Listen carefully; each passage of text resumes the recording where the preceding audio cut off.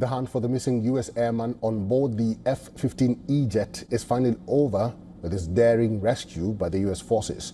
President Trump says the Iranian military was looking hard in big numbers and was getting close.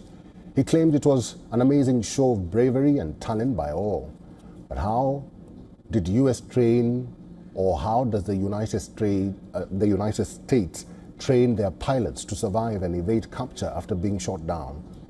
This story explains.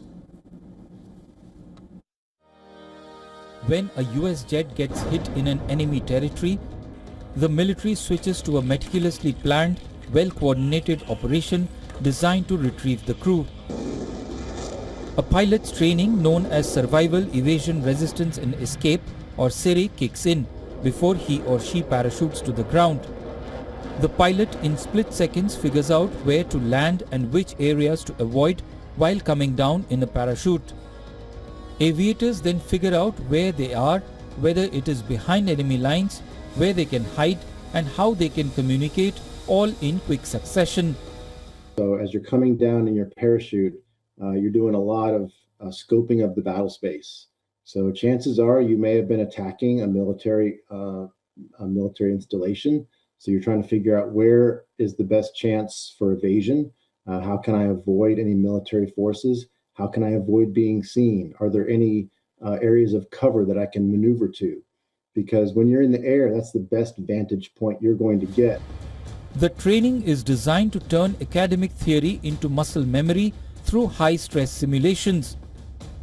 After ejecting, the crew's first priority is to assess injuries like spinal compression and utilize their seat-mounted survival kits, which contain rations, water purification and medical supplies. What are you going to do? It really depends. What did you see as you were coming down?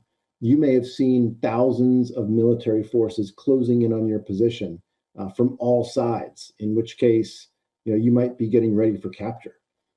Or you might have seen an area, maybe there was a river nearby. You thought you might be able to make it to the river and, hide along the riverbank. Or maybe you saw some roads that I need to avoid those roads because there's going to be a lot of people around those roads. The crew members, a pilot and a weapons systems officer of colonel rank, ejected from their aircraft after it was hit by an Iranian missile on Friday.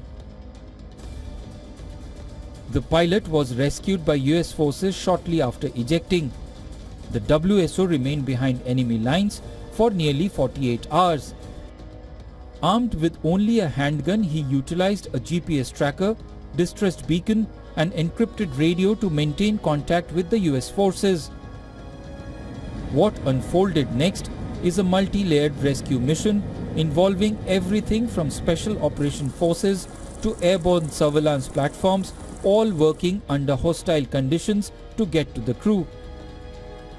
This was one of the most complex and time-sensitive operations, known as Combat Search and Rescue, or CSAR. The Air Force units behind CSAR missions include some of the most highly trained and specialized members of the US military. Bureau Report, WION World is One.